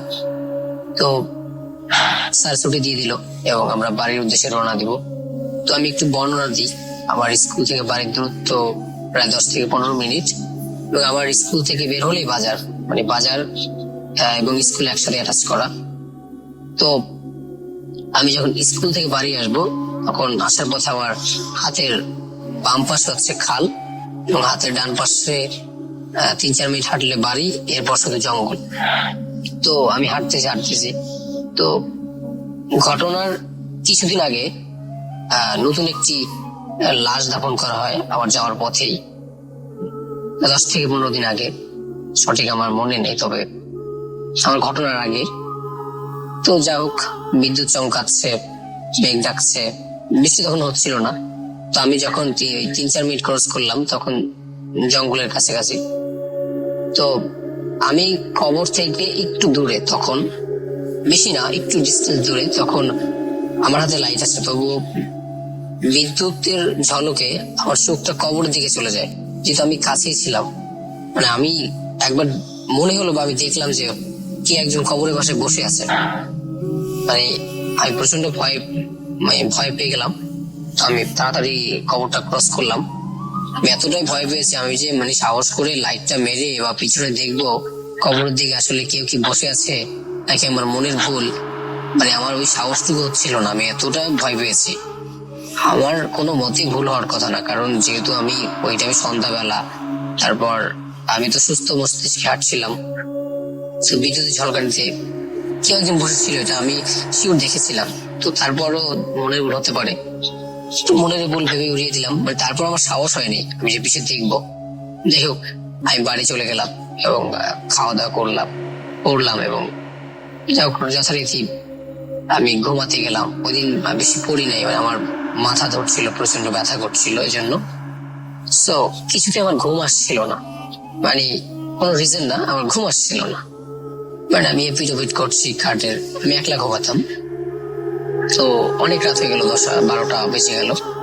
তো হঠাৎ আমি খেয়াল করলাম, যেহেতু আমরা গ্রামে বাস করি, তো আমাদের উঠান ছিল, উঠানে আমার রুমের সাথে বাইরে যে আমাদের উঠান, ওখানে আমাদের পেয়ারা গাছ ছিল।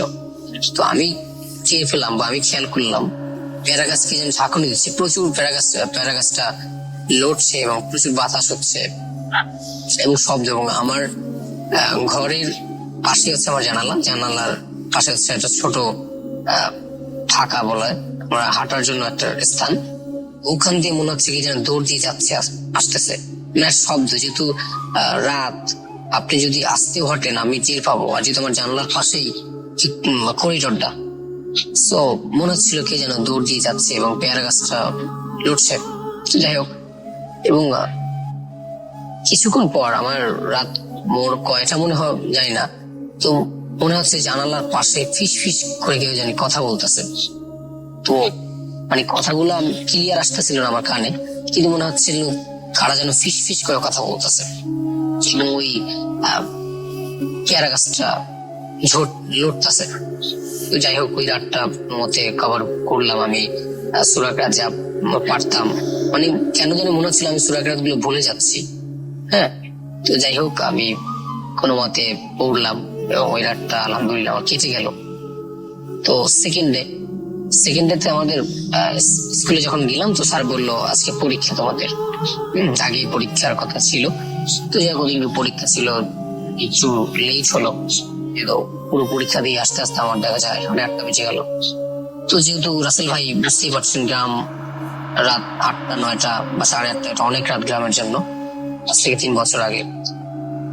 তো আমি ওরকম পথে, যেহেতু গ্রাম্য এত রাত লোক না থাকারই কথা, তো যাই হোক আমি লাইট নিয়ে আসতেছি।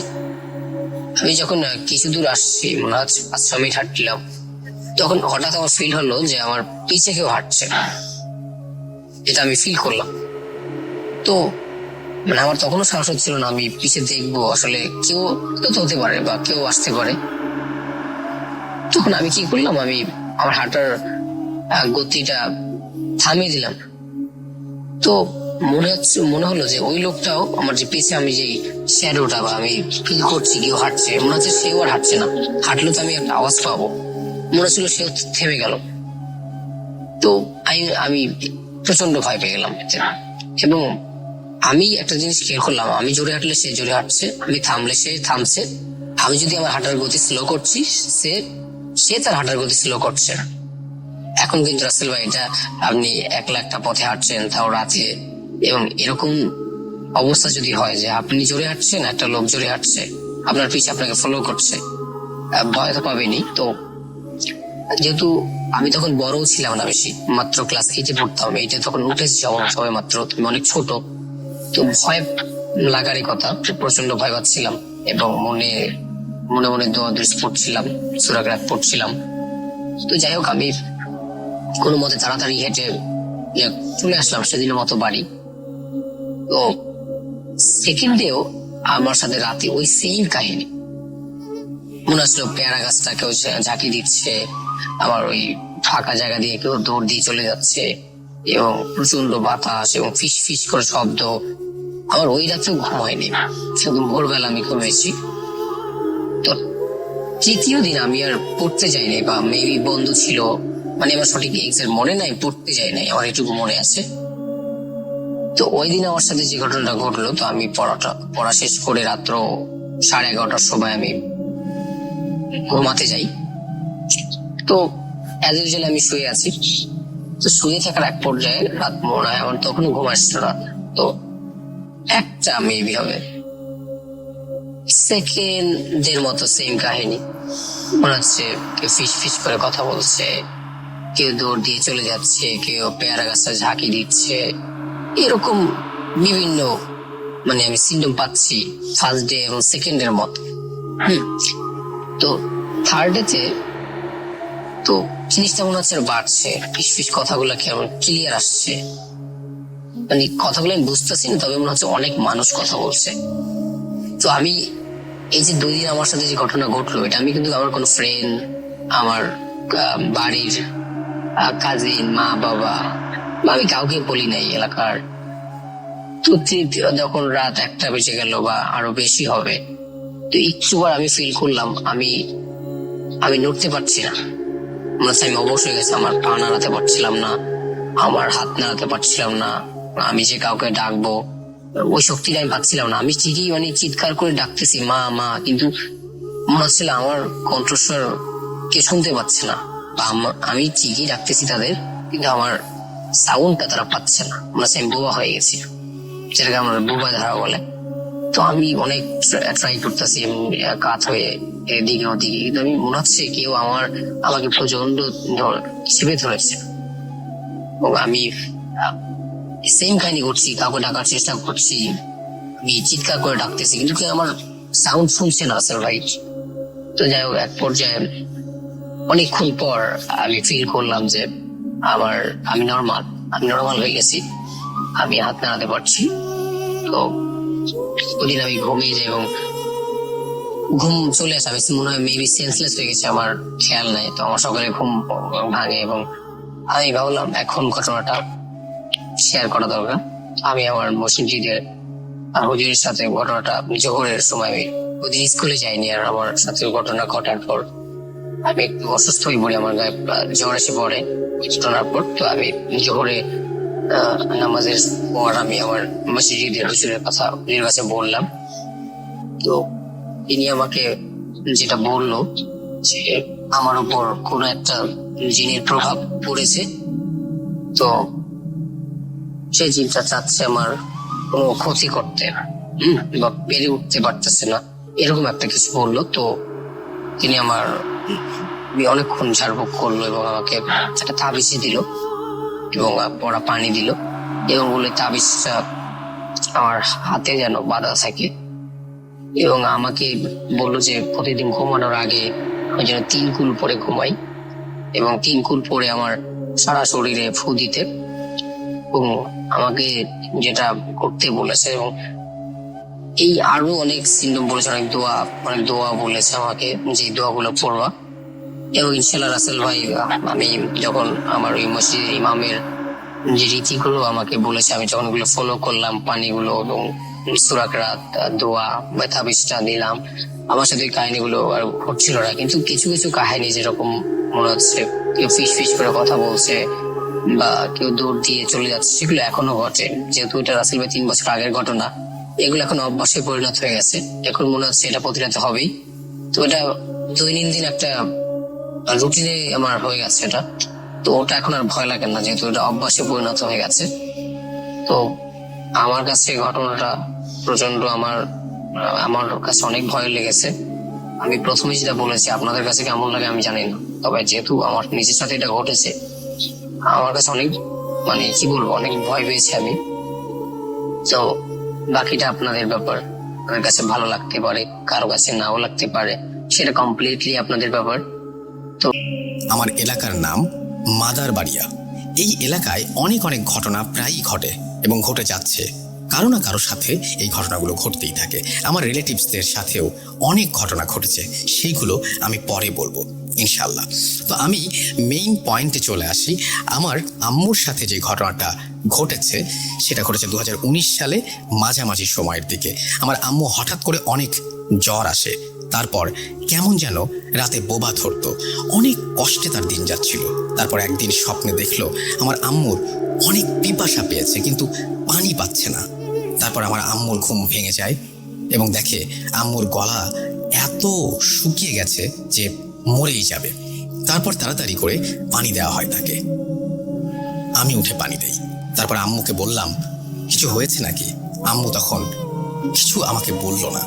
আমার আম্মু একদিন রাতে স্বপ্ন দেখলো যে আমাদের বাড়ির যে মেইন দরজা আছে, ওই দরজা দিয়ে আমার মতো কেউ একজন এসেছে, আর চুল দিয়ে তার রক্ত পড়ছে, কান দিয়ে রক্ত পড়ছে, মুখ দিয়ে রক্ত পড়ছে।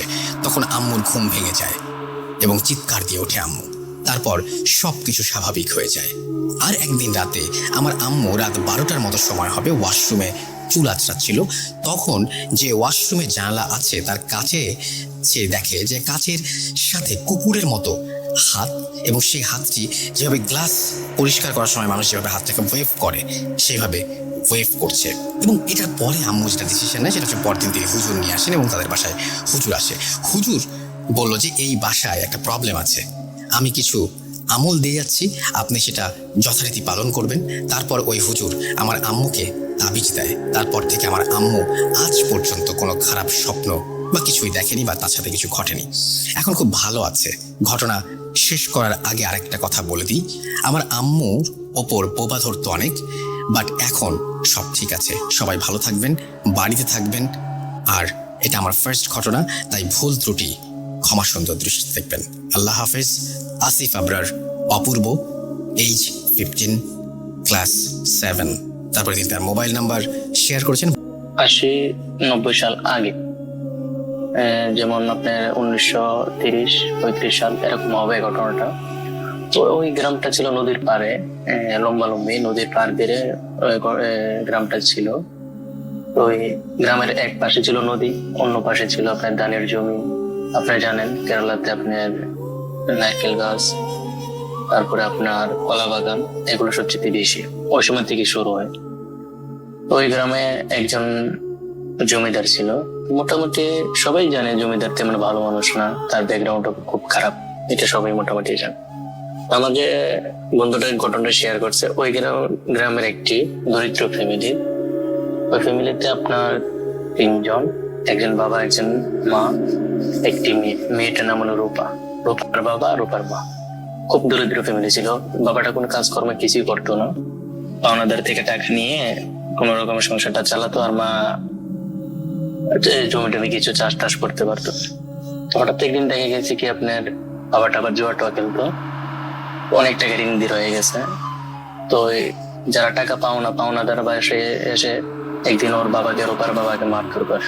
তো মারধর করার পরে ওই দিন রাত্রি থেকেই রূপার বাবাকে আর খুঁজে পাওয়া যায় না। এরকম ভাবে 1 সপ্তাহ হয়ে গেছে। 1 সপ্তাহ হওয়ার পর যারা পাওনার দ্বারা, ওনারা তো আর ওয়েট করবে না, তো ওরা এসে আপনার ওদের বাড়ি কিছু জমি ছিল, ওগুলো পুরোটাই দখল ঘিরে নিয়ে গেছে। তো এখন রূপার মা তখন কি করবে? রূপার বয়সে তেমন নয়, 3-4 বছর হবে এরকম। তো ওই রূপার মা চিন্তা করে দেখছে, আমি আর কোথায় যাব, ঠিক আছে একটু জমিদার বাড়িতে যাই, গিয়ে দেখি কোনো কিছু হয় কি নাই। তো জমিদার বউটা মোটামুটি ভালো ছিল আর কি, তেমন যে ভালো তাও না, মোটামুটি ভালো ছিল। তখন কান্নাকাটি করার পর রূপাকে দেখে, রূপা খুব সুন্দর ছিল, এক জি ছিল, মেয়ে ছিল, সরি। রূপাকে দেখে মোটামুটি জমিদার খুব পছন্দ করে। ওনারও কোন মেয়ে ছিল, ওনার 3টা ছেলে ছিল। তো এই বলছে যে ঠিক আছে, তাহলে তোমরা থাকো, কাজকর্ম করো আমার বাসাতে, বড় হলে তোমার মেয়েকে আমি বিয়ে দিয়ে দেবো। তো এই আশায় আপনার রূপার মা কাজ শুরু করে। যখন রূপার 12 থেকে 13 বছর হয়, তখন তার মা হঠাৎ করে মারা যায়। তার মা হঠাৎ করে মারা যাওয়ার পরে রূপা খুব কান্নাকাটি করে, যেরকম মা মারা গেলে সন্তান যেটা করে ওইটাই আর কি। কান্নাকাটি করে খুব আপসেট থাকে। তখন তার 14 বা 13 বছর বয়স সম্ভবত। তো আরো 5 মাস যাওয়ার পরে জমিদার বড় ছেলের সাথে একটা তার সম্পর্ক করে। সম্পর্ক এককালীন হওয়ার পরে চলতেই আছে। কিছুদিন পরে রূপা বুঝতে পারে সে প্রেগনেন্ট। তখন আপনার জমিদার বড় ছেলেকে একদিন রাতে ছাদের মধ্যে নিয়ে বলতেছে, আমি তো প্রেগনেন্ট, আমাকে তুমি বিয়ে করতে হবে। তুমি যদি আমাকে এখন বিয়ে না করো, আমি সমাজে মুখ দেখাতে পারবো না। তখন জমিদার ছেলেটা ওকে একটু আশ্বাস দেয়, ঠিক আছে আমি দেখি আমার মা বাবার সাথে আলাপ করে তোমাকে আমি পরে জানাবো। তো এরকম 1 সপ্তাহ চলে যায়, কিন্তু ওই জমিদার যার সাথে রূপার সম্পর্ক, ওকে মানে ধরার কাছে বলার জন্য বা একটু একলা কথা বলার জন্য কোনো সুযোগ পাচ্ছে না। তো হঠাৎ একদিন জমিদারের বউয়ের বাবার বাড়ি থেকে খবর আসে, তো বাবা খুব অসুস্থ, ওনাকে যেতে হবে। তখন তো আর গাড়ি ঘোড়া ছিল না, তখন নৌকার প্রতি ছিল, যেতে 3-4 দিন লাগতো, আসতে 3-4 দিন, এরকম 8-10 দিন যাওয়া আসে চলে যায়। তো উনি পরের দিন সকালে রওনা হয় জমিদারের বউ। তখন আপনার ওই দিন রাত্রে আবার রূপা জমিদারের বড় ছেলের সাথে আবার যোগাযোগ করে, ওর সাথে এক সময় আপনার অনেক কথা মার্কেটিং হয়। জমিদার ছেলেকে বলতেছে, দেখো আমি তো একজন জমিদারের ছেলে, আমি যদি তোমাকে বিয়ে করে আমার মা বাবার মান সম্মান থাকবে না, আমি তোমাকে কিছু টাকা পয়সা দিয়ে দিব, তোমার অন্য কোনো জায়গার মধ্যে তোমাকে বিয়ে দিয়ে দেবো, তুমি চলে যাবে এখান থেকে, আমি কিছু টাকা পয়সা। রূপা মানতে রাজি না, ও ওর কাছে বিয়ে করবে। তো এই ঘটনাটা জমিদার কিছুটা বুঝতে পারে, ওদের সাথে কথা বলার সময় জমিদার কিছুটা টের পায়। তো পরের দিন সকালে জমিদার বড় ছেলের সাথে জমিদার কথা বলে কি ঘটনা কি আসে বিষয়। তখন বড় ছেলে সবকিছু খুলে বলে, বলার পরে তো একটু রাগান্ত পাবো হইবেই। তখন ওনারা একটা প্ল্যান করে, ঠিক আছে আজকের রাত্রে রূপাকে ছাদের উপর নিয়ে আসো, বলো কথা আছে। তো এই ছাদের উপর নিয়ে আসে, কথা আছে, বলো তুমি তাকে টাকা দিবে, স্বর্ণ দিবে, যদি মানে তো মানলেই, না মানলে পরেরটা দেখা যাবে। ওনারা একটা প্ল্যান করে ওকে ছাদে নিয়ে আসে, জমিদার বাড়ির ছাদে নিয়ে আসে। জমিদার বাড়ি যেরকম হয়, যা বলার নতুন কোনো বলার কোনো প্রয়োজন নাই, সবাই জানে কিরকম হয় জমিদার বাড়ি গুলা। তো আপনার রাত্রে আসার পরেও ওই ছেলেটা একই প্রস্তাব দিয়ে, কিন্তু মেয়েটা মানে না, রূপা মানে না। এক সময় আপনার কি হয়, একটা দস্তাবেজ মানে হাতাহাতি পর্যায়ে চলে যায়, তখন জমিদার ছেলে মিলে ওকে ছাদ থেকে ফেলে দেয়। ছাদ থেকে ফেলে দেওয়ার সাথে সাথে রূপা মানে মারা যায়নি, কিছুটা হয়তো জীবিত ছিল। তখন ওনারা তাড়াতাড়ি করে নিচে যায়, নিচে গিয়ে সেদিন দুজন বাড়ির পাহারাদার যে জমিদার ওনাকে ডাক দেয়, ওনাকে মোটা অঙ্কের টাকা দিয়ে মুখ বন্ধ রাখার জন্য বলে। জমিদারের বাসার পাশেই একটা নারকেল গাছ ছিল, একটা কলা গাছ, একটা নারকেল গাছ বাগান ছিল। ওই বাগানে একটি নারকেল গাছের নিচে রূপাকে কবর দিয়ে দিই, মাটি চাপা, কবরও না, দাফনও না, কোনো কিছুই না, মাটি চাপা দিয়ে এক বস্তার ভিতরে ভরে। বস্তাটা পর অসীমত তো রাত রয়ে গেছে, রশিও পায় না, তো এক পাহারাদের গলার গামছা দিয়ে ওই বস্তার মধ্যে বাঁধে মাটির নিচে চাপা দিয়ে চলে আসে। এভাবে তো কয়েকদিন যাওয়ার পরে জমিদার বউ বাসায় চলে আসে। আসার পরে বলতে রূপা কোথায়? রূপা তো বলতে চাই ছেলের সাথে সম্পর্ক ছিল, তুমি যাওয়ার পরে অসুযোগ পেয়ে গেছে, আমরা তো জমিদারি নিয়ে ব্যস্ত থাকি, তেমন কিছু দেখে না, ও তো টাকা পয়সা নিয়ে এসে চলে গেছে। তো রূপার মা একটু মন খারাপ করছে, মেয়েটাকে নিজের মেয়ের মতন দেখতাম, খুব বিশ্বস্ত করতাম, আদর করতাম, এভাবে চলে গেল। আমাকে বললেই তো পারতো, আমি নিজেই বউকে বিয়ে দিয়ে দিতাম, যেহেতু ওর মার কাছে আমি বলছিলাম। তো আর কি করার আছে, এটাই মেনে নিছে। তো হঠাৎ আপনার একদিন এক তান্ত্রিক আসে, কাপালি এরকম তান্ত্রিকের মতন উনি আসে। আয়সা জমিদারের বাড়িতে আসে। আয়সা বলতেছে এ বাড়িতে খুব খারাপ কিছু হবে, মানে ভবিষ্যৎবাণী বলতেছে এ বাড়িতে খুব খারাপ কিছু হবে। ওনাদেরকে একটা বই দেখাচ্ছে। তো যেহেতু অনেক মহিলা মানুষ, জমিদারের বউ খুব ডরে, যে বলতেছে বাবা কি হয়েছে? বলতেছে তোমাদের খুব খারাপ কিছু হয়েছে এ বাড়িতে। তো ওনারা বলতেছে আমরা কি করতে পারি, একটু তোমাদের ভবিষ্যতে খারাপ যাবে। তখন বলতেছে এটা থেকে বাঁচার জন্য আমরা কি করতে পারি? আমি একটু পূজা করে দেবো তোমাদেরকে, আমি ধ্যানে বসবো, কিছু সামান লাগবে। উনি বলতেছে তোমার ফ্যামিলির সবাই কাপড় নিয়ে আসো। কাপড় নিয়ে আসছে, তারপরে আপনার বিভিন্ন ধরনের যেগুলো ইউজ করে এগুলো জিনিস নিয়ে আসার জন্য বলছে। তো উনি এগুলো জিনিস নিয়ে আসছে। আসে তিনি একটা ধ্যান দূর করে বলতেছে আজ থেকে কোনো সমস্যা হবে না, আমি চলে যাই। উনি চলে গেছে। ওই তান্ত্রিক হঠাৎ করে যেভাবে এসেছিল হঠাৎ করে চলে গেছে। ওই দিনকার রাত্রে এত তুফান ওই জমিদার বাড়ির মধ্যে, ঝড় তুফান, রাত্রে প্রচুর ঝড় তুফান। এখন বাসার মধ্যে যে জমিদার বাড়িতে যে দুইজন পাহারাদার ছিল, ওনারকেও তো ঝড় বৃষ্টিতে বাড়ি পাহারা দেওয়া সম্ভব না। ওনাদের যে রুমের মধ্যে চলে যায়। তো চলে যাওয়ার পরে তখন দুজন পাহারাদার ছিল, তো দুজনের মধ্যে একজন কিছুটা তন্দ্রার মধ্যে চলে যায়, হয়তো বা ঘুমাই নাই। আরেকজন বসে রয়েছে আর কি, হারিকেন জ্বালিয়ে, হারিকেন হতে সবাই বুঝেন, হারিকেন জ্বালিয়ে বসে আছে। হঠাৎ বাইরে দেখে ঝড় বৃষ্টির মধ্যে ঝড়ের সামনে কি একটা যেন দাঁড়িয়ে আছে। একজন পাহারাদার, উনি দেখতেছে ফার্স্টে। প্রথম দেখে উনি বলতেছে হয়তো বা বাসার ভিতর থেকে কেউ বাড়িছে। উনি একটু দরজাটা খুলে যে মাত্র সামনে দাঁড়ালো, একটা কালো একটা হাওয়ার মতন ওনাকে টেনে বেরিয়ে নিয়ে যায়, টেনে বাইরে নিয়ে চলে যায়। তখন ভিতরে যে ছিল উনি ঘুম তো ছিল না, কিন্তু দরজা যেদিকে খুলে বাসায় বাইরে যদি হঠাৎ করে স্পিডে চলে যায় বাতাসের সাথে, তো উনি হঠাৎ চমকে উঠে দরজা ফাঁক দিয়ে উনি দেখে কালো একটা আবয়ব, মানে এরকম বলতে একটা বড় ধরনের একটা জানোয়ারের মতন, কিছুটা নেকড়ের মতো, এরকম অনেক বড়। এটা কি করছে, ওই যে প্রথম যে পাহারাদারটা ওনার ঘাড় ধরে কামড় দিয়ে ঘাড়টা ছিঁড়ে ফেলে পরে থেকে নিচে ছেড়ে দিয়ে কালা হাওয়াটা চলে যায়। আর ঝড় তখন প্রচুর হয়।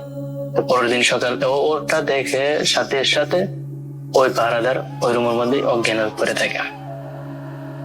তো পরের দিন সকালে জমিদার বাড়ির সবাই যখন ঘুম থেকে উঠে দেখে এই অবস্থা, বাড়ির মধ্যে একটা লাশ, এবং সে লাশটা গলা ছিঁড়া, কে যেন কামড় দিয়ে গলা ছিঁড়ে ফেলছে। তখন জমিদার সবাই বলতেছে হয়তো বা জঙ্গল দিকে আছে, বাঘ টাঘ হইতে পারে, বা জঙ্গলের কোনো পশু সেরকম ভাবে এটা করতে পারে। তো রুমের ভিতরে এসে দেখে ও অজ্ঞান, কোনো সেন্স নেই। ওকে কথা বলতে বলে, তারপরে সেন্স আসে কিন্তু কথা বলতে বলে কথা বলতে পারে না। তাকে বলে কি হয়েছে কি আসে, সে কোনো ধরনের কথা বলতে পারে না, বাকবিদ্ধ হয়ে যায়, কোনো ধরনের কথাই বলতে পারে না। তো জমিদারের চিন্তা করে সবাইকে বলছে, দেখো এটা হয়তো বা ডরে কিছু নাই, এটি তো জঙ্গল টঙ্গল আছে, হয়তো বা এখান থেকে বাঘ টাক এসে ওকে এই অবস্থা করছে। তো ওই দিনকার রাত্রে আবার ঝড় বৃষ্টি শুরু হয়। সেম ঘটনাটা দ্বিতীয় যে পাহারাদার ছিল ওর সাথে এরকম সেম ঘটনাটা হয়। সেম ঘটনাটা হওয়ার পরে তো জমিদারের বাসার সবাই খুব আতঙ্কে চলে যায়, না এটা কোনো বাঘের কোনো কাজ না বা জঙ্গলের কোনো পশুর কাজ না, এটা হয়তো বা অন্য কিছু হতে পারে। ওনারা আবার ওই যে তান্ত্রিক উনি আবার ওই এলাকার এক শ্মশানের মধ্যে উনি ছিল, ওনাকে আবার খবর দেওয়া হয়। তো উনি আয়সা বলতেছে, হ্যাঁ এবারে একটা খারাপ জিনিস আছে, এরা প্রতিশোধ নিয়ে ছাড়বে, প্রতিশোধ যতক্ষণ না নিবে ততক্ষণ সে এখান থেকে যাবে না। তখন জমিদারের বউ কান্নাকাটি করে, বাবা মাদেরকে বাঁচান, ঠিক আছে তোমার হাজবেন্ড তোমার স্বামীকে বলো ও কি করছে, কি ধরনের পাপ করছে। তো জমিদার কোনো কিছু বলে না বউকে।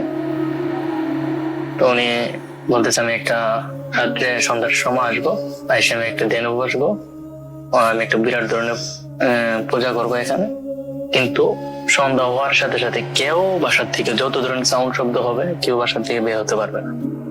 তো ওনারা বলছে আচ্ছা ঠিক আছে। তো উনি আপনার সন্ধ্যাবেলা এসে দেনু বসে, ওনারা সবাই রুমের ভিতরে দেখে আপনার আবার ঝড় বৃষ্টি নাই, কিন্তু ঝড় আসছে, প্রচুর বাতাস, কোনো বৃষ্টি নাই। উনি সন্ধ্যা থেকে সকাল ভোর পর্যন্ত ছিল। কি করছে উনি কাউকে কিছু বলে নাই, না বলে জমিদার বাড়ির বউকে বলে যায় আজ থেকে কোনো সমস্যা নেই, তোমরা খুব ভালো থাকবে, আমি চলে যাই। ওনাকে দান দিকনে দেওয়ার জন্য, টাকা পয়সা দেওয়ার জন্য আসছিল, কিন্তু কেউ কিছু নিয়ে নেই। প্রথমবারে নিয়ে নেই, দ্বিতীয়বার কি নিয়ে নেই, যার কারণে ওনাদের একটু বিশ্বাস হয়ে গেছে না উনি খুব ভালো মানুষ, যদি টাকার জন্য এগুলো করতো তো টাকা নিত, কারণ টাকা পয়সা কিছু নিয়ে নেই, উনি চলে গেছে। তো এরকম এক সপ্তাহের মতন ভালো ছিল। এক সপ্তাহ পরে হঠাৎ আপনার জমিদার যে বড় ছেলেটা, সে রুমের দরজা খুলে বাইরের ছাদের দিকে একটু হাঁটাহাঁটি করার জন্য যাবে, এরকম সময় আপনার শুনে কি নুপুরের একটা আওয়াজ। তো হঠাৎ করে চিন্তা করে দেখে বাড়িতে তেমন কেউ নাই, উপরের তলার মধ্যে এরকম ছাদের মধ্যে কেউ উপর পরে হাঁটাহাঁটি করবে, তার একটা কিউরিয়াসিটি জাগে। তো সেও ওই সাউন্ডের সাথে সাথে সাথে সাথে ছাদের উপরে যায়। এটা আবার মানে উনি যে ছাদের উপরে যাচ্ছে বা যেতেছে, এটা আবার জমিদার কিছুটা দেখতে পারে, কারণ উনি মুরব্বী মানুষ, উনি রাত্রে তেমন একটু ঘুমান না। আর ও ঘটনার পরে তিনি জানালা খুলে দেখতে চায় আর কি। তো এক সপ্তাহের মতো হয়ে গেছে, কোনো সমস্যা নেই, উনি জমিদারও কেন কিছু বলে নাই, ছেলেজন ছাদে যাচ্ছে একটু হাওয়া খাওয়ার জন্য, যাক সমস্যা নেই, ছাদে যায়। ছাদে যাওয়ার পরে তো জমিদারও আবার এসে শুয়ে যায়। পরের দিন সকালে দেখে ওনার বড় ছেলের মৃতদেহ নিচে পড়ে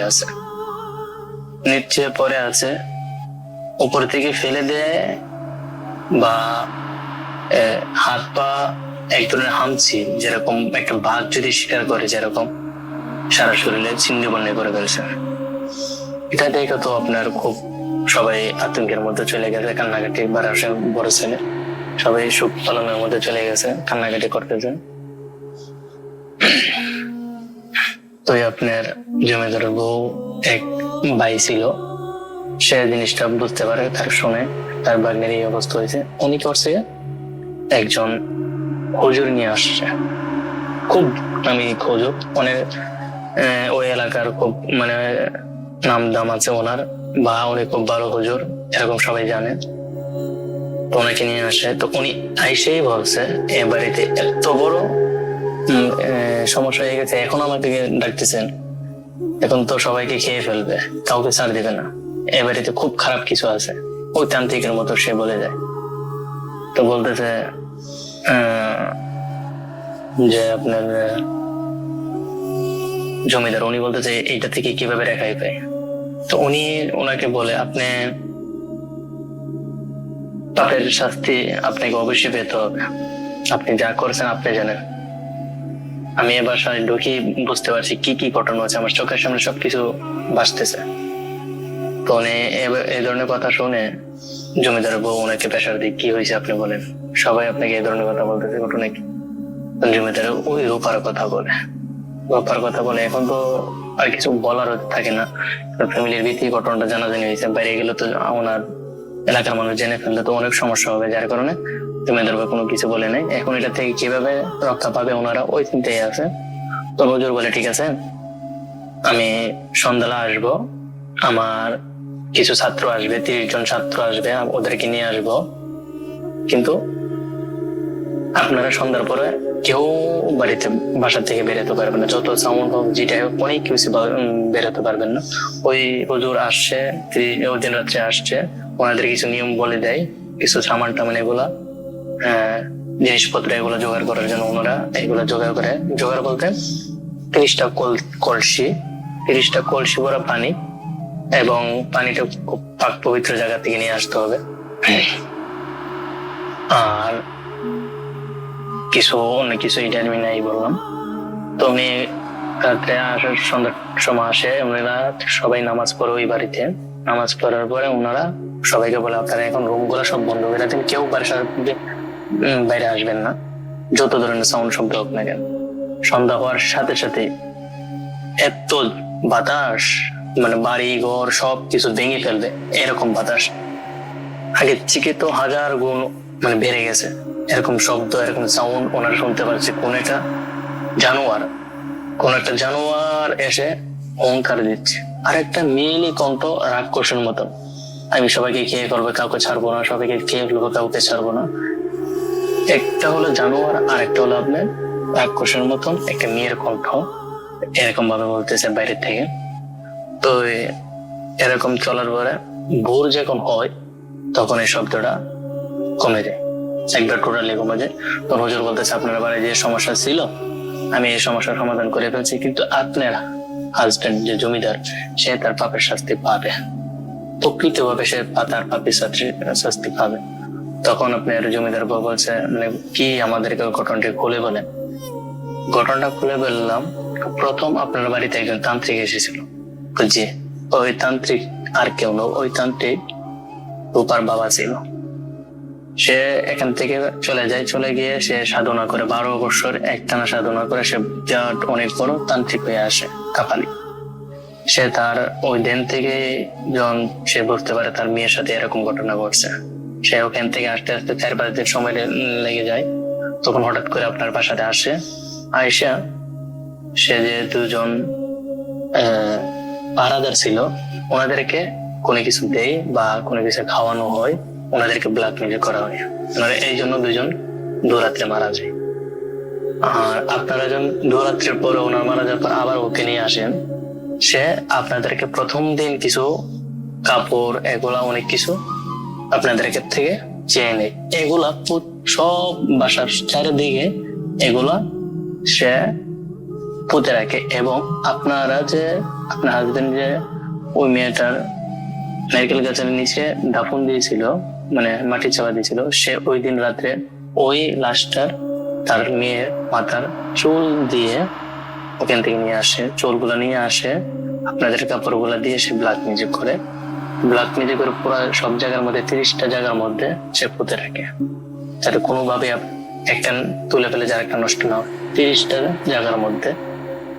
তখন বলতে আমি 30 জন হাফিজ নিয়ে এসেছি, কলসি নিয়ে এসেছি, ওই 30 জন এক পারা কোরআন পরে ওই জায়গার মধ্যে পানি ঢালে, তখন এই জিনিসটা ঠান্ডা হয়। ঠান্ডা হওয়ার পরে সবগুলা আবার মাটি সহ কলসির মধ্যে ভরা হয়।